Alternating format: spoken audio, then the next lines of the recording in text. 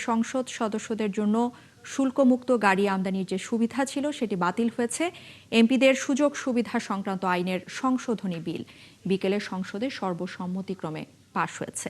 এদিকে জ্বালানি সংকটে করণীয় নির্ধারণে সরকার এবং বিরোধী দলের সমান সংখ্যক সদস্য নিয়ে বিশেষ কমিটি আনুষ্ঠানিকভাবে গঠন করা হয়েছে। এ সময় সংসদ নেতা এবং প্রধানমন্ত্রী তারেক রহমান জানিয়েছেন, জরুরি কাজে নিয়োজিতদের জ্বালানি তেলের রেশনিং এরই মধ্যে তুলে দেওয়া হয়েছে। ভাস্কর ভাদুরী জানাচ্ছেন বিস্তারিত।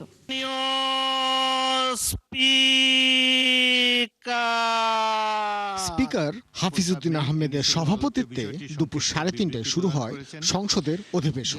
সংবাদপত্রে প্রকাশিত কোনো বিষয়কে রেফার করে এখানে আলোচনা হওয়া উচিত নয়।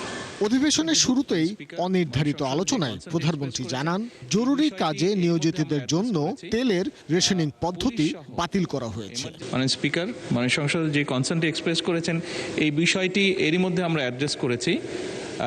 পুলিশ সহ এমার্জেন্সি বাহিনী যারা আছে, পুলিশ হোক, অ্যাম্বুলেন্স হোক, ফায়ার ব্রিগেড, এই জাতীয় যারা আছে, তাদের উপর থেকে এই যে এম্বার্গোটা ছিল এটা সরিয়ে নেওয়া হয়েছে। এটা আরো 2 দিন আগে এই সিদ্ধান্তটি আমরা গ্রহণ করেছি। 2 দিন আগে এটি ক্লিয়ার করে দেওয়া হয়েছে। কাজে আশা করি ইনশাল্লাহ এই সমস্যা আর হওয়ার কথা না। পরে আইনমন্ত্রী সংসদে উত্থাপন করেন মেম্বার্স ও পার্লামেন্ট রেনুমারেশন অ্যান্ড অ্যালাউন্সেন্স বিল 2026, যা সর্বসম্মতিক্রমে সংসদে পাশ হয়। এর মাধ্যমেই সংসদ সদস্যদের জন্য 5 বছরের শুল্কমুক্ত গাড়ি আমদানি সুবিধা বাতিল হয়। নির্বাচনের আগে সরকার ও বিরোধী পক্ষ শুল্কমুক্ত গাড়ি ব্যবহার না করার বিষয়ে জনগণের প্রতি ওয়াদা করেছিলেন। যারা এই প্রস্তাবের বিপক্ষে আছেন তারা না বলুন। আমার মনে হয় হ্যাঁ জয়যুক্ত হয়েছে, হ্যাঁ জয়যুক্ত হয়েছে, হ্যাঁ জয়যুক্ত হয়েছে। এদিকে জ্বালানি সংকট নিরসনে সংসদে বিশেষ একটি কমিটিও গঠন করা হয়েছে। 10 সদস্যের এই কমিটিতে সরকার ও বিরোধী দলীয় জোট থেকে 5 জন করে সদস্য নেওয়া হয়েছে। আমাদের বাংলাদেশ জামাত ইসলামী। পরে রাষ্ট্রপতির ভাষণের উপর ধন্যবাদ জানাতে গিয়ে সংসদ সদস্যদের বক্তব্যে উঠে আসে জুলাই আন্দোলন প্রসঙ্গ। জামাতে ইসলামের নেতারা এই আন্দোলনকে নিজেদের বলে প্রচার করতে চাইছে, এমন অভিযোগ করেন সরকারি দলের সদস্যরা। জুলাই আন্দোলন নিয়ে কার কি ভূমিকা? এই আওয়ামী লীগের মতো আচরণ। আওয়ামী লীগ 71 মনে হয় যে আওয়ামী লীগই করছে, আর কেউ যুদ্ধ করে নাই। এইরকম আচরণ আওয়ামী লীগ করছে। এদানিং ওই রোগ তাদের ভিতরে ঢুকছে। জুলাই আন্দোলন খালি তারাই করছে, আর কেউ করে না। উনি বলেছেন প্রোগ্রামটিতে, আমি পত্রিকার রিপোর্ট দেখে বলছি, আমি দেখাতে পারবো, 14 এপ্রিল 2026 1400 শহীদের মধ্যে 1200 শহীদের বাসায় যাওয়ার সৌভাগ্য আমার হয়েছে। এখন মাননীয় স্পিকার, সরকারি গেজেট 844 জনের, উনি 1400-র মধ্যে 1200-র বাসায় কিভাবে গেল, এটা তো আমি বুঝতে পারতেছি। হাজারো প্রাণের বিনিময়ে দেশের গণতন্ত্রের নতুন সূচনা হলেও বাংলাদেশ আবারও পুরনো সংস্কৃতিতে ফিরে যাচ্ছে বলে অভিযোগ করেন এনসিপি নেতা হাসনাত আব্দুল্লাহ। মত প্রকাশের স্বাধীনতা আওয়ামী লীগের সময় ছিল, তবে সেটা সহমত প্রকাশের স্বাধীনতা। আমরা এই পার্লামেন্টের পরে আমরা শুধুমাত্র মত প্রকাশের স্বাধীনতা নয়, আমরা দ্বিমত প্রকাশের স্বাধীনতা চাই। ভাস্কর ভাদুরী, 71, ঢাকা। যুক্তরাষ্ট্রের ফ্লোরিডায় 2 বাংলাদেশি শিক্ষার্থী হত্যার দ্রুত তদন্ত এবং বিচার চেয়েছে বাংলাদেশ। রোববার পররাষ্ট্র মন্ত্রণালয়ে সাংবাদিকদের প্রশ্নের জবাবে প্রতিমন্ত্রী শামা ওবায়েদ ইসলাম এই কথা জানান। সেই সাথে নিহত জামিল আহমেদ লিমনের দেহাবশেষ ময়না তদন্ত শেষে যত দ্রুত সম্ভব দেশে আনার চেষ্টা চলছে বলেও জানিয়েছেন তিনি। এদিকে সদ্য সেনেগাল ঘুরে আসা প্রতিমন্ত্রী জানিয়েছেন, সেনেগাল এবং অ্যাঙ্গোলার সঙ্গে জ্বালানি সহযোগিতা নিয়ে আলোচনা হয়েছে। বিস্তারিত জানাচ্ছেন নাদিয়া শারমিন।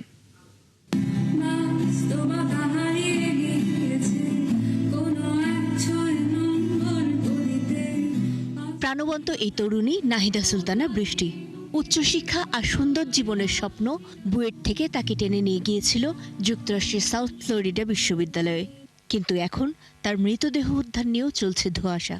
গেল 7 এপ্রিল ফ্লোরিডায় নিখোঁজ হন বৃষ্টি ও লিমন। গত শুক্রবার নিখোঁজ লিমনের ক্ষতবিক্ষত মরদেহ ফ্লোরিডার টাম্পা বে হাওয়ার্ড ফ্র্যাঙ্কল্যান্ড ব্রিজ এলাকা থেকে উদ্ধার করে যুক্তরাষ্ট্রের পুলিশ। এ ঘটনায় হিশাম সালেহ আবু ঘারবে নামের এক আমেরিকান নাগরিককে গ্রেফতার করে সেখানকার পুলিশ। লিমনের এই রুমমেটকে গ্রেফতারের পর 2 জনকে হত্যার অভিযোগে হিশামকে আদালতেও তোলা হয়। আগামী 28 এপ্রিল এ মামলার পরবর্তী শুনানি। এই হত্যাকাণ্ডের পুরো তদন্ত ও মরদেহ উদ্ধার প্রক্রিয়া সম্পর্কে পররাষ্ট্র মন্ত্রণালয়ে যোগাযোগ রাখছে বলে জানিয়েছেন প্রতিমন্ত্রী। আমাদের মন্ত্রণালয়, আমাদের ওয়াশিংটন ডিসির mission, Bangladesh embassy, state department, FBI থেকে শুরু করে সকল সংশ্লিষ্ট এজেন্সির সাথে আমরা যোগাযোগ রাখছি। বৃষ্টিও যে নিহত হয়েছে, ওর ভাইয়ের সাথে আমি কথা বলেছি এবং ছেলে লিমন, ওর বাবার সাথে আমি কথা বলেছি গতকালকে। ডেড বডি ফিরিয়ে আনার ব্যাপারে তাদের যে অটোপসি করতে হবে, তাদের যে লিগ্যাল কাজগুলো আছে, এগুলো কমপ্লিট হলে আমরা দেখছি যত তাড়াতাড়ি সম্ভব রিপ্যাট্রিয়েশন করবো। প্রবাসী কল্যাণ মন্ত্রণালয় এটাতে সহযোগিতা করছে। এই ঘটনায় সুষ্ঠু বিচারও চান তিনি। আমরা দাবি করব বাংলাদেশ থেকে এবং মন্ত্রণালয় থেকে যাতে যুক্তরাষ্ট্র এর ইনভেস্টিগেশনটা ভালো মতো করে, দ্রুততার সাথে করে এবং যারা এই নৃশংস ঘটনা ঘটিয়েছে সেটা বের করে যেন তাদেরকে বিচারের আওতায় আনা হয়। এদিকে সম্প্রতি সেনেগালের রাজধানী ডাকারে একটি সম্মেলনে অংশ নেন প্রতিমন্ত্রী। এ নিয়ে এক প্রশ্নের জবাবে তিনি জানান, আফ্রিকার সাথে কূটনৈতিক সম্পর্কে গুরুত্ব দিচ্ছে সরকার। চলছে জ্বালানি আমদানি নিয়ে যোগাযোগও। অ্যাঙ্গোলা, সেনেগাল, বিভিন্ন দেশের সাথে আমাদের জ্বালানি এনার্জি কর্পোরেশন হতে পারে, সেগুলো নিয়েও আলাপ হয়েছে। তো সেটা ভবিষ্যতে যখন তাদের সাথে আমাদের আরও যোগাযোগ বৃদ্ধি পাবে, সেগুলো আমরা এক্সপ্লোর করব। বাংলাদেশি জাহাজ ইরানের হরমুজ প্রণালী পার হওয়া নিয়ে শামা ওবায়েদ জানান, MV জয়যাত্রা সহ সব জাহাজই পার হবে। হরমুজের আমাদের জয়যাত্রা সহ আরও যে সকল জাহাজ আসছে সেগুলো আমরা নিরাপত্তার সাথে আসবে এবং সেটা জ্বালানি মন্ত্রণালয় আরও ভালো বলতে পারবে, কিন্তু আমরা যতদূর জানি যে আসছে। নাদিয়া শারমিন, ৭১, ঢাকা। প্রশ্ন ফাঁসের গুজবে শিক্ষার্থী এবং অভিভাবকদের বিভ্রান্ত না হওয়ার আহ্বান জানিয়েছেন শিক্ষামন্ত্রী ডক্টর আ.ন.ম এহসানুল হক মিলন। প্রশ্ন ফাঁস প্রতিরোধে সরকার সতর্ক অবস্থানে রয়েছে জানিয়ে তিনি বলেছেন, গুজবকারীদের বিরুদ্ধে আইনি ব্যবস্থা নিতে কাজ করছে তার সরকার। ফারজানা আক্তারের প্রতিবেদন। রোববার বিশ্ব মেধাস্বত্ব দিবস উপলক্ষে আলোচনা সভার আয়োজন করে বিশ্ববিদ্যালয় মঞ্জুরি কমিশন UGC। এর উদ্বোধন করেন শিক্ষামন্ত্রী ডক্টর আ.ন.ম এহসানুল হক মিলন। এ সময় প্রশ্ন ফাঁসের বিষয়টিকে গুজব আখ্যা দিয়ে শিক্ষার্থী এবং অভিভাবকদের বিভ্রান্ত না হওয়ার আহ্বান জানান মন্ত্রী। সাংবাদিকদের প্রশ্নের জবাবে তিনি বলেন, গুজব রটনাকারীদের বিরুদ্ধে আইনি ব্যবস্থা নিতে কাজ করছে সরকার। আমরা তো ননস্টপ বলে যাচ্ছি যে আমাদের সকল চেষ্টা রয়েছে সুন্দর পরিবেশে সুন্দর পরীক্ষা নেওয়ার জন্য এবং এই গুজবে না কান দেওয়ার জন্য আমরা অনুরোধ করছি। বিশেষ করে আপনারা মিডিয়া যদি সচেতন হন তাহলে এটা হতো না। আমরাও সচেতন রয়েছি, আমরাও এগুলিকে দেখছি এবং আইনগত ব্যবস্থা আমরা নিচ্ছি, নেওয়া হয়েছে, নেওয়া হবে। তিনি জানান, শিক্ষার্থীদের সময়ের অপচয় রোধে ডিসেম্বরেই HSC পরীক্ষা আয়োজনের কথা ভাবছে সরকার। বিশ্ববিদ্যালয়ে ভর্তি এবং উচ্চ মাধ্যমিক পরীক্ষার বিষয়ে UGC আর NCTB'র মধ্যে সমন্বিত উদ্যোগ নেওয়ার আহ্বান জানান তিনি। ইউনিভার্সিটি এবং বোর্ড মিলে সমন্বিতভাবে এই ইন্টারমিডিয়েটের পরীক্ষার্থীদের তাদের যে একটা বিরাট গ্যাপ, এই গ্যাপটাকে সেশন জট যেটা হচ্ছে সেটাকে আমাদের আস্তে আস্তে গ্যাপ পূরণ করতেই হবে। আপাতত NCTB'র দায়িত্ব সিলেবাস কারিকুলামগুলো সঠিকভাবে দেওয়া, 2 বছরের কোর্স 2 বছরের দেওয়া এবং সেই সাথে ইউনিভার্সিটিগুলো বসে কিভাবে আমরা তাদের পাস করার সাথে সাথে অ্যাডমিশন দিতে পারে সেই ব্যবস্থাগুলো করা। উচ্চশিক্ষার জন্য বিদেশে গিয়ে দেশের মেধা সম্পদ হারিয়ে যাচ্ছে কিনা সে বিষয়ে UGC-কে খেয়াল রাখতে বলেছেন শিক্ষামন্ত্রী। একই সঙ্গে বেকারত্ব দূর করতে পাবলিক বিশ্ববিদ্যালয়গুলোকে ইতিবাচক ভূমিকা রাখার আহ্বান জানান এহসানুল হক মিলন। সকলকে সচেতন হতে হবে। ফারজানা আক্তার, ৭১, ঢাকা। হাম থেকে সেরে ওঠার প্রায় 1.5 মাস পর পর্যন্ত শিশুদের অন্য ভাইরাসে আক্রান্ত হওয়ার ঝুঁকি রয়েছে। সেই সাথে হাম হওয়ার 5 থেকে 10 বছরের মধ্যে শিশুরা নিউরোলজিক্যাল নানান সমস্যায় আক্রান্ত হতে পারে। তাই অভিভাবকদের এসব বিষয়ে সতর্ক থাকার পরামর্শ দিয়েছেন চিকিৎসকরা। এদিকে হামের সামান্য লক্ষণেই হাসপাতালে ছুটছেন অভিভাবকরা, ফলে আতঙ্কে অন্য রোগে আক্রান্ত শিশুদের আনা হচ্ছে না হাসপাতালে। আর 24 ঘন্টায় হামে মারা গেছে আরও 8 শিশু। হিমেল মাহবুব জানাচ্ছেন বিস্তারিত। সরকারি হিসেবে গত 1.5 মাসে 30,000-এরও বেশি শিশুর হামের উপসর্গ দেখা গেছে, যেখানে হাসপাতালে চিকিৎসা নিয়েছে প্রায় 24,000। মারা গেছে 250-র বেশি শিশু। বাস্তবে এই সংখ্যা আরও বেশি। বিশেষজ্ঞরা বলছেন, হাম সেরে যাওয়া মানে নিশ্চিন্ত হওয়া নয়, কারণ এতে শিশুর রোগ প্রতিরোধ ক্ষমতা কমে যায় ফলে সুস্থ হওয়ার পর নানা ভাইরাসে আক্রান্ত হওয়ার ঝুঁকি রয়েছে। তাই অভিভাবকদের সতর্ক করছেন চিকিৎসকরা।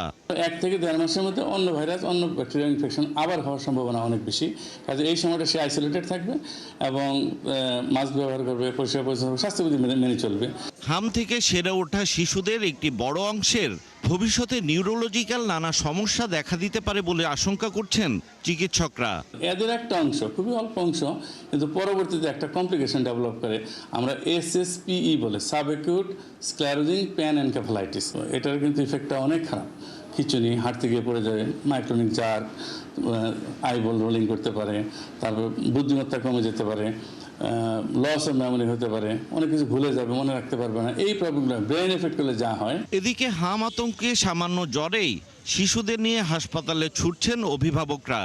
এতে ভিড় বাড়ছে। হামের ভয়ে অন্য রোগে আক্রান্তরা আসছে না হাসপাতালে। ঠান্ডা কাশি ছাড়াও দেখা যাচ্ছে সামান্য গায়ে চুলকানি বা অ্যালার্জি, যে কোনো র্যাশ দেখলেই বাবা মারা ভয়ে দৌড়ে আতঙ্কিত হয়ে চলে আসতেছে হাসপাতালে। আবার যে এই জন্য আমাদের বেশ সময় দিতে হচ্ছে। আবার যেই রোগীগুলো আমরা সচরাচর পাই, ডায়রিয়া, নিউমোনিয়া, অন্যান্য রোগগুলো, সেই রোগীগুলো আবার দেখা যাচ্ছে হাসপাতালে আসতে ভয় পাচ্ছে, যদি এসে আবার সাথে মিজলস হয়ে যায় এই ভয়ে। এদের আমাদের সময়ে দেখা যাচ্ছে আমরা সেভাবে দিতে পারছি না, ওভারবার্ডেন হয়ে যাচ্ছে আমাদের জন্য। শুধু চিকিৎসা নয়, এ বিষয়ে সচেতনতা তৈরির উপর জোর দিচ্ছেন চিকিৎসকরা। হ্যাঁ, যদি দেখা যায় একদম খেতে পারতেছে না, বাচ্চা নেতিয়ে পড়তেছে, তার খিঁচুনি হচ্ছে এবং সেই সাথে অনেক পাতলা পায়খানা হচ্ছে, নেতিয়ে যাচ্ছে, সেই ক্ষেত্রে আর বাসায় থাকার কোনো সুযোগ নাই। হিমেল মাহবুব, 71, ঢাকা। টানা অসহনীয় গরমের পর রাজধানী ঢাকায় অবশেষে স্বস্তির বৃষ্টি হয়েছে। বিকেলের এই বৃষ্টিতে জনজীবনে কয়েকদিনের জমে থাকা ক্লান্তি এবং অস্বস্তি দূর হয়ে প্রাণ ফিরেছে। বৃষ্টির ফলে গরম কিছুটা কমবে বলে আশা করা হচ্ছে। আর সন্তোষ প্রকাশ করে পথচারীরা যেটা বলছেন যে বৃষ্টির কারণে অফিস শেষে বাসায় ফিরতে কিছুটা দেরি হলেও স্বস্তি লাগছে। আর কয়েকদিনের তীব্র গরমের পর এমন বৃষ্টিতে ভালো লাগছে বলে জানিয়েছেন কেউ কেউ। এদিকে আবহাওয়া অফিস এক বিজ্ঞপ্তিতে জানিয়েছে রোববার দুপুর 12টা থেকে পরবর্তী 48 ঘন্টার মধ্যে রংপুর, রাজশাহী, ময়মনসিংহ, ঢাকা এবং সিলেট বিভাগের উপর দিয়ে বিচ্ছিন্নভাবে পশ্চিম দিক থেকে ঘন্টায় 60 থেকে 80 কিলোমিটার বা এর চেয়েও অধিক বেগে ঝোড়ো হাওয়া সহ কালবৈশাখী বয়ে যেতে পারে। এ সময় কালবৈশাখী ঝড়ের সঙ্গে বজ্রপাত এবং বিচ্ছিন্নভাবে শিলাবৃষ্টিও হতে পারে। এদিকে দেশের 6 জেলায় বজ্রপাতে 12 জনের মৃত্যু হয়েছে। এর মধ্যে শুধু গাইবান্ধায় মারা গেছেন শিশুসহ 5 জন। এছাড়া নাটোর, পঞ্চগড়, জামালপুর, বগুড়া এবং সিরাজগঞ্জে 7 জনের মৃত্যু হয়েছে। কোথাও কোথাও কালবৈশাখী ঝড়ও হয়েছে। গাইবান্ধার সুন্দরগঞ্জ উপজেলার দক্ষিণ ধোপাডাঙ্গা ইউনিয়নে বজ্রপাতে এক শিশুসহ 3 জনের মৃত্যু হয়েছে। বিকেলে বাড়ির বারান্দায় বসে থাকা অবস্থায় বজ্রপাত হলে গুরুতর আহত হন সাবেক ইউপি চেয়ারম্যান সুজা চৌধুরীর ছেলে ফুয়াদ সহ 4 জন। হাসপাতালে নেয়ার পর মারা যান ফুয়াদ, মিজান এবং শিশু রাফি। এছাড়া সাঘাটার বোনারপাড়া ইউনিয়নে মাঠ থেকে ফেরার সময় মারা যান ষাটোর্ধ নম্বর আলী।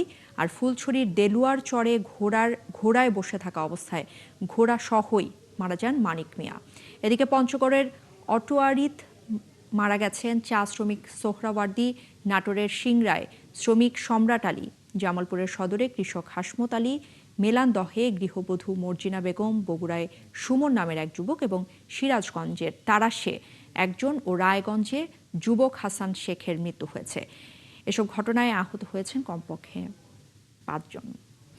অবশেষে আবহাওয়া নিয়ে মিলল সুখবর। বিকেলে রাজধানী সহ বিভিন্ন স্থানে হালকা থেকে মাঝারি বৃষ্টি হয়েছে, যা মের প্রথম সপ্তাহ পর্যন্ত ঝরতে পারে বলে জানিয়েছে আবহাওয়া অধিদপ্তর। আর আগামী 48 ঘন্টায় ঢাকা সহ 4 বিভাগে হতে পারে কালবৈশাখী ঝড়। আরও জানাচ্ছেন জুলিয়া তানহা। দীর্ঘ তাপপ্রবাহ আর অসহনীয় গরমের পর অবশেষে স্বস্তির খবর। সোমবার থেকে দেশের সব বিভাগেই হতে পারে বৃষ্টি, যা চলতে পারে মের প্রথম সপ্তাহ পর্যন্ত, এমনটাই জানিয়েছে আবহাওয়া অধিদপ্তর। তারা বলছে রংপুর, ময়মনসিংহ ও সিলেট বিভাগের কোথাও কোথাও মাঝারি ধরনের ভারী থেকে অতি ভারী বর্ষণ হতে পারে। একই সঙ্গে বিভিন্ন এলাকায় বজ্রসহ বৃষ্টির সম্ভাবনাও রয়েছে। এসব অঞ্চলের নদী বন্দরগুলোকে 2 নম্বর নৌ হুঁশিয়ারি সংকেত দেখাতে বলা হয়েছে। ভারী থেকে অতি ভারী বর্ষণ হওয়ার সম্ভাবনা বেশি হচ্ছে আপনার রংপুর, ময়মনসিংহ, সিলেট। ইতিমধ্যে রংপুরে ভারী বর্ষণ হয়েছে এবং আরও আজকে থেকে শুরু হবে। এই ক্ষেত্রে এটা হয়তো পরিমাণ বেড়ে যাবে। শুধু আপনার ময়মনসিংহ, রাজশাহী এবং ময়মনসিংহ, রংপুর আর সিলেটই না, অনেক জায়গাতে আপনার বৃষ্টিপাত বেড়ে যাবে। আমরা আশা করছি সারা দেশে বৃষ্টি হবে আগামী 24 থেকে 48 ঘন্টার ভিতরে। সেই সঙ্গে আগামী 48 ঘন্টায় ঢাকা সহ রংপুর, ময়মনসিংহ ও সিলেট বিভাগে কালবৈশাখী ঝড়ের পূর্বাভাসও দেয়া হয়েছে। রংপুর, ময়মনসিংহ, ঢাকা এবং সিলেট এইসব জায়গাতে কালবৈশাখী ঝড় হতে পারে আজ থেকে 48 ঘন্টার ভিতরে। কালবৈশাখী ওয়ার্নিংয়ের ভিতরে আমরা ঢাকাও রেখেছি। এদিকে বন্যা পূর্বাভাস ও সতর্কীকরণ কেন্দ্র জানিয়েছে, টানা বৃষ্টিতে উজানের ঢল বাড়লে সুনামগঞ্জ, সিলেট, নেত্রকোনা, হবিগঞ্জ ও মৌলভীবাজার সহ উত্তর পূর্বাঞ্চলের হাওর এলাকায় আকস্মিক বন্যার ঝুঁকি তৈরি হতে পারে।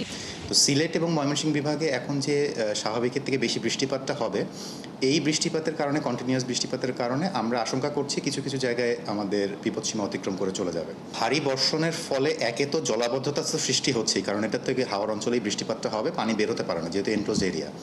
আবার ওদিকে মেঘালয়ের মধ্যেও ভারী বৃষ্টিপাত রয়েছে, তার মানে হচ্ছে গিয়ে উজানের পানিটা আমার এখান দিয়েই প্রবাহিত হবে এবং বিপদসীমার উপর দিয়ে যদি যায় তাহলে সেক্ষেত্রে মানে ওভারটপ করে বন্যা হওয়ার পরিস্থিতি তৈরি হয়ে যাবে। এই পরিস্থিতিতে হাওর অঞ্চলে দ্রুত ধান কেটে ফেলার পরামর্শ দিয়েছে পানি উন্নয়ন বোর্ড। জুলিয়া তানহা, 71, ঢাকা। গোয়েন্দা নজরদারি বাড়ানো না হলে আইনশৃঙ্খলা বাহিনীর বিভিন্ন সংস্থায় জঙ্গি ভাবাপন্ন সদস্যদের সংখ্যা বেড়ে যেতে পারে বলে আশঙ্কা করছে নিরাপত্তা বিশ্লেষক অবসরপ্রাপ্ত মেজর জেনারেল নাইম আশফাক চৌধুরী। তিনি জানিয়েছেন, জঙ্গি সম্পৃক্ততার বিষয়টি চিহ্নিত হওয়ার পরও একটি বাহিনীর কয়েকজন সদস্যের পালিয়ে যাওয়া পুরোপুরি গোয়েন্দা ব্যর্থতারই প্রমাণ। সেই সাথে নজরদারি বাড়ানো সহ বাহিনীকে আরও আধুনিকায়নের তাগিদ দিয়েছেন এই নিরাপত্তা বিশ্লেষক। মহিম মিজানের রিপোর্ট। গত বৃহস্পতিবার জঙ্গি হামলার আশঙ্কায় দেশের বিভিন্ন গুরুত্বপূর্ণ স্থাপনায় নিরাপত্তা জোরদারের তাগিদ দেয় পুলিশ সদর দপ্তর। সেই চিঠিতে চাকরিচ্যুত 2 সেনা সদস্যের কথা উল্লেখ করা হয়। পরে বিভিন্ন সংবাদ মাধ্যম থেকে জানা যায়, নিষিদ্ধ জঙ্গি সংগঠন তেহরিকি তালেবান পাকিস্তান টিটিপির সাথে সম্পৃক্ত বিমান বাহিনীর চট্টগ্রাম ঘাঁটি থেকে নিখোঁজ একজন ওয়ারেন্ট অফিসারের সন্ধান পাওয়া যায়। বিমান বাহিনীর অভ্যন্তরীণ উগ্রবাদীর সংশ্লিষ্টতা খতিয়ে দেখতে শুরু হয় ব্যাপক তদন্ত। এরপর গেল 1 সপ্তাহে বিমান বাহিনীর 20 জনেরও বেশি সদস্যকে আটক করা হয়। এর মধ্যে 1 ওয়ারেন্ট অফিসার ছাড়াও আছেন 2 জন স্কোয়াড্রন লিডার, 10 জন জুনিয়র কমিশনড অফিসার ও বিমান সেনা ও 1 জন ইমাম। নিরাপত্তা বিশ্লেষক অবসরপ্রাপ্ত মেজর জেনারেল নাইম আশফাক চৌধুরী বলেন, এটা এক ধরনের অশনি সংকেত। কোনো অবস্থাতেই যে কোনো রেডিকালাইজেশন হবে কোনো বাহিনীর মধ্যে, this is not at all accepted. This is এইটা দেশের জন্য একটা বিরাট হুমকি স্বরূপ হবে যদি এরকম হয় যে পরিকল্পিতভাবে কেউ হয়েছে। বাট ইনসিডেন্টালি কেউ যদি আবেশিত হয়ে যায়, সোশ্যাল মিডিয়ার যুগে বিভিন্ন তথ্য উপাত্ত বা বিভিন্ন ধরনের ইনস্টিগেটিভ এক ধরনের কথাবার্তা যেগুলো থাকে, সেটাকে হয়তোবা একটা বিচ্ছিন্ন ঘটনা হিসাবে নেওয়া যেতে পারে। প্রাথমিক তদন্তে জানা যায়, কার কতটুকু জঙ্গি সংশ্লিষ্টতা রয়েছে তা এখনো যাচাই করা হচ্ছে। তদন্তে আরও বেরিয়ে আসে এর আগে এ ঘটনার সঙ্গে জড়িত থাকতে পারেন এমন অন্তত 6 জন ওয়ারেন্ট অফিসার বর্তমানে দেশের বাইরে রয়েছেন। ধারণা করা হচ্ছে তারা তুরস্ক, পাকিস্তান, নিউজিল্যান্ড ও পর্তুগালে পালিয়ে গেছেন, যা তদন্ত প্রক্রিয়াকে আরও জটিল করে তুলেছে। যারা পালিয়ে গিয়েছে কোন জায়গা থেকে, তারা কি বেস থেকে পালিয়ে গেল নাকি ছুটিতে ছিল সেখান থেকে পালিয়ে গেল, এবং যে তৎপরতা নেওয়া দরকার সেই তৎপরতার ব্যর্থতার কারণেই পালিয়ে গেল কিনা এটা দেখা উচিত, এবং আমি মনে করি অবশ্যই এটা একটা ব্যর্থতা। পলাতক কর্মকর্তাদের কিছু ইলেকট্রনিক ডিভাইসও জব্দ করা হয়েছে। এসব ডিভাইস থেকে পাওয়া তথ্যের ভিত্তিতে বাকিদের আটক করা হয়। তাই বাহিনীর ভেতরে গোয়েন্দা নজরদারি বাড়ানোর তাগিদ দেন এই নিরাপত্তা বিশ্লেষক। স্ট্রেংথেনিং দ্য ইন্টেলিজেন্স অর্গানাইজেশন, একটা দেশের নিরাপত্তার জন্য নিরাপত্তা বাহিনীর সাথে সাথে যদি আপনি গোয়েন্দাদের যে সক্ষমতা, এই সক্ষমতা যদি যুগোপযোগী না করেন তাহলে কিন্তু এই ধরনের সমস্যা আসতেই থাকবে। দেশের সার্বিক নিরাপত্তার স্বার্থে আইন শৃঙ্খলার সাথে সংশ্লিষ্ট সব বাহিনীতে অভ্যন্তরীণ নজরদারি বাড়ানোর পরামর্শ অবসরপ্রাপ্ত মেজর জেনারেল নাঈম আশফাক চৌধুরীর। মহিম মিজান, ৭১, ঢাকা। অধিকার আদায়, গণতান্ত্রিক চেতনা এবং নেতৃত্ব বিকাশে শিক্ষা প্রতিষ্ঠানে ছাত্র রাজনীতির গৌরবময় ইতিহাস থাকলেও দিন দিন প্রশ্নবিদ্ধ হচ্ছে তাদের কার্যক্রম। ভাষা আন্দোলন, মুক্তিযুদ্ধ সহ দেশের গুরুত্বপূর্ণ সময়ে ছাত্র রাজনীতির বড় ভূমিকা রেখেছে। কিন্তু ক্যাম্পাসে ছাত্র রাজনীতিকে ঘিরে সংঘাত, আধিপত্য আর অস্থিরতায় শিক্ষার পরিবেশ এবং সুষ্ঠু রাজনৈতিক চর্চা বাধাগ্রস্ত হচ্ছে। তাই শিক্ষা প্রতিষ্ঠানকেই সেই পরিবেশ নিশ্চিতে উদ্যোগ নেওয়ার পরামর্শ দিয়েছেন শিক্ষাবিদরা। ওবায়দুর রহমানের ক্যামেরায় সিফাত ফারুকের প্রতিবেদন। ৫২ ভাষা আন্দোলন কিংবা ৭১-এর মহান মুক্তিযুদ্ধ সহ দেশের বিভিন্ন ক্রান্তিলগ্নে ছাত্র সমাজই ছিল পরিবর্তনের অগ্রভাগে। শিক্ষা প্রতিষ্ঠানকে তাই বলা হয় জাতির ভবিষ্যৎ নির্মাণের কারখানা, যেখানে গড়ে ওঠে আগামীর নেতৃত্ব, চিন্তা আর মূল্যবোধ। তবে সময়ের সাথে সাথে ছাত্র রাজনীতি নিয়ে উঠছে নানা প্রশ্ন। ক্যাম্পাসে উত্তেজনা, দলীয় প্রভাব, আধিপত্য বিস্তার সহ নিয়ন্ত্রণমূলক কর্মকাণ্ডে জড়িয়ে বিনষ্ট হচ্ছে শিক্ষার পরিবেশ। দুর্ভোগে পড়ছেন সাধারণ শিক্ষার্থীরা। সাধারণ শিক্ষার্থী হিসাবে মোটেও কাম্য নয়, কারণ আমরা চাই সবসময় ক্যাম্পাসটা যেন শান্তি বজায় থাকুক ক্যাম্পাসে।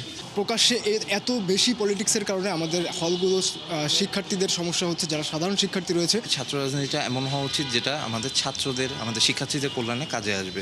সমাজ বা রাষ্ট্রের কল্যাণেই রাজনীতি করতে হয় জানিয়ে অধ্যাপক মুজিবুর রহমান বলেন, ক্যাম্পাসে সুস্থ ছাত্র রাজনীতির কোনো বিকল্প নেই। বিশ্ববিদ্যালয় প্রশাসনকে পরিশীলিত পরিধি তৈরির পরামর্শ এই অধ্যাপকের।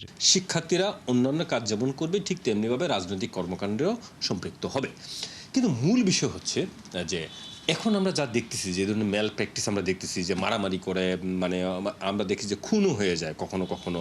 তো এটা তো কোনো অবস্থাতেই কাম্য না। তারা কতটুকু রাজনীতি করতে পারবে, কোন বিষয়ে করতে পারবে, এখন কারো গায়ে হাত তোলা যাবে না, হাত তোলার শাস্তিটা কি হবে, সাথে সাথে যদি অ্যাকশনে চলে যাওয়া হয় তাহলে কিন্তু আর কেউ এগুলা করবে না। ছাত্র রাজনীতি হতে হবে নীতি নির্ভর ও শিক্ষা বান্ধব, তবেই নেতৃত্ব তৈরিতে কাজে আসবে। আর জ্ঞান চর্চাকে দিতে হবে সর্বাধিক গুরুত্ব।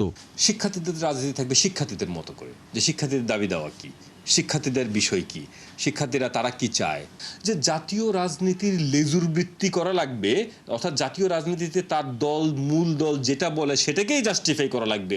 ভুল হইলেও ছাত্ররা এগুলা করবে, এটা তো ছাত্র রাজনীতি না। শিক্ষার পরিবেশ অক্ষুণ্ণ রেখে গণতান্ত্রিক চর্চার সুযোগ তৈরি করাই এখন বড় চ্যালেঞ্জ, যেখানে মত প্রকাশের স্বাধীনতার পাশাপাশি থাকবে সহমতের সহনশীলতা।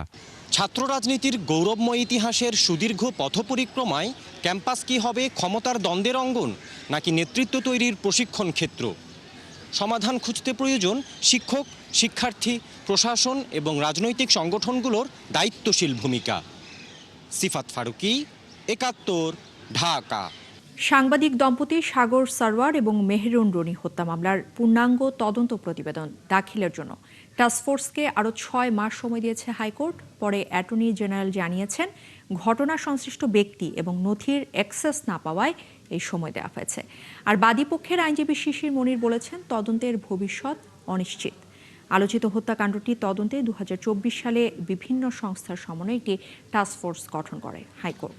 আরও জানাচ্ছেন নূরনবী সরকার।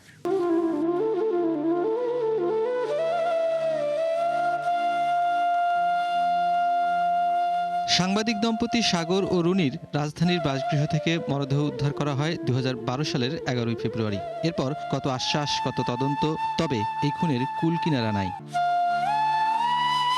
বিচারাধীন এক রিটের প্রেক্ষিতে ২০২৪ সালের ৩০ সেপ্টেম্বর তদন্ত কার্যক্রম থেকে র্যাবকে সরিয়ে স্বরাষ্ট্র মন্ত্রণালয়ের অধীনে উচ্চ পর্যায়ের টাস্কফোর্স গঠনের নির্দেশ দেয় হাইকোর্ট। সেই টাস্কফোর্স অগ্রগতি প্রতিবেদন দিয়ে সময় বৃদ্ধির আবেদন জানায়। অ্যাটর্নি জেনারেল জানালেন, টাস্কফোর্স নানা বাধায় তদন্ত করতে পারছে না। ওই সময় যারা প্রাথমিকভাবে তদন্তের দায়িত্বে ছিলেন, যারা তথ্য প্রমাণ নিয়েছেন, কিংবা অনেক সাক্ষীকে জিজ্ঞাসাবাদ করেছেন, কিংবা সাক্ষীর বাইরেও আসামিদের গ্রেপ্তার করেছেন, তাদের কাছ থেকে যে সমস্ত তথ্য পেয়েছেন তার কোনো নিয়মতান্ত্রিক হস্তান্তর বর্তমান টাস্কফোর্সের উপরে হচ্ছে না, এবং তারা সেই সমস্ত তথ্যের ক্ষেত্রে তারা কোনো অ্যাক্সেস পাচ্ছেন না। এটা হচ্ছে মূল বাধা। এই বাধাটি আমরা আদালতের কাছে বলেছি, আদালত সেটা শুনেছেন এবং আমাদেরকে বলেছেন যে আপনারা আগামী 6 মাস পর্যন্ত এই অগ্রগতি প্রতিবেদন দেওয়ার জন্য আমাদেরকে সময় দিয়েছেন। তৃতীয়বারের মতো টাস্কফোর্স তদন্তের জন্য অতিরিক্ত সময় পেল তদন্ত এখনও শেষ না হওয়ায় হতাশা জানান বাদীপক্ষের আইনজীবী Shishir Monir. How funny is this? একটা ক্রিমিনাল ইনভেস্টিগেশন র্যাব করবে, ইনভেস্টিগেশন করবে তো সিআইডি অথবা পিবিআই। ওখান থেকে এখন এসে আমাদেরকে বলছেন যে অনেক এভিডেন্সেই তারা রিলেট করতে পারছেন না। কেন পারছেন না? দীর্ঘ সময়ের কারণে। বিচার ব্যবস্থার জন্য লজ্জা, ইনভেস্টিগেশন সিস্টেমের জন্য লজ্জা, দেশের জন্য লজ্জা, আর সর্বোপরি নাগরিকদের জন্য হতাশার কারণ। টাস্কফোর্সের বাইরেও পিবিআই তদন্ত করছে মামলাটি। গেল 1 এপ্রিল ঢাকার একটি আদালত 125তম বারের মতো মামলার তদন্ত প্রতিবেদন দাখিলের সময় পিছিয়ে দেন। প্রতিবেদন দাখিলের জন্য 7 মে তারিখ ধার্য করেছেন আদালত। নুনবী সরকার, 71, ঢাকা। রেলের 2000 ও ওয়াসার 840 কোটি সহ 13,445 কোটি টাকার 14টি প্রকল্প অনুমোদন দিয়েছে জাতীয় অর্থনৈতিক পরিষদের নির্বাহী কমিটি একনেক, যেখানে সরকারের অর্থায়ন 8,000 কোটি টাকা। বিএনপি সরকারের দ্বিতীয় একনেক সভায় অনুমোদন পাওয়া প্রকল্পগুলোর মধ্যে 5টি নতুন আর বাকিগুলো সংশোধিত এবং মেয়াদ বৃদ্ধির। এদিন 50 কোটির কম ব্যয়ের 33টি প্রকল্প নিয়েও অবহিত করা হয়। সভা শেষে পরিকল্পনা প্রতিমন্ত্রী জোনায়েদ সাকি জানান, ব্যয় সংকোচনের পাশাপাশি প্রকল্প বাস্তবায়নে দীর্ঘসূত্রতা পরিহারের নির্দেশ দিয়েছেন প্রধানমন্ত্রী। এছাড়া আগের বেশ কিছু প্রকল্প পর্যালোচনারও তাগিদ দিয়েছেন তিনি। 17টি প্রকল্প টেবিলে উত্থাপিত হয়েছিল, 15টি নিয়ে আলোচনা হয়েছে। তার মধ্যে 6টি নতুন প্রকল্প আছে, 17টির মধ্যে 7টি বললাম যে সংশোধিত এবং 4টি মেয়াদ বৃদ্ধি।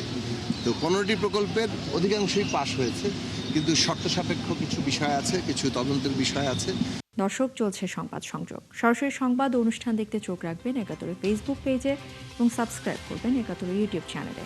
থাকবেন 71-এর সাথে।